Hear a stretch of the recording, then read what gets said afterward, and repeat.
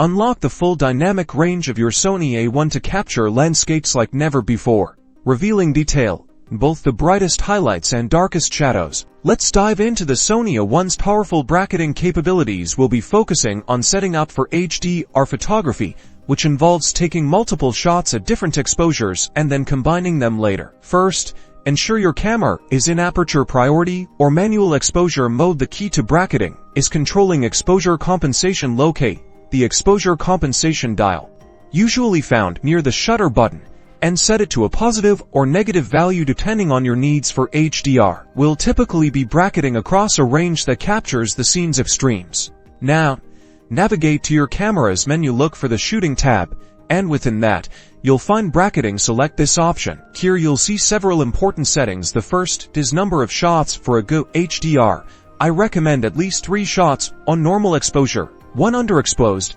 and 1 overexposed. You can choose 3, 5, or even 7 shots for a wider bracket.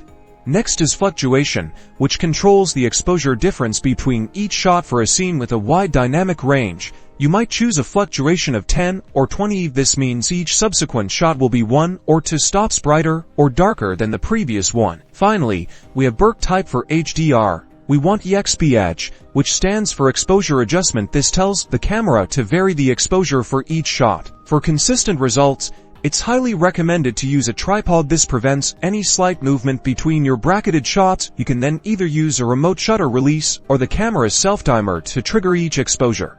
With these settings configured, your Sony A1 will now take a series of bracketed photos every time you press the shutter. These multiple exposures are your building blocks for creating incredibly detailed HDR images that capture the scene as your eyes truly see it.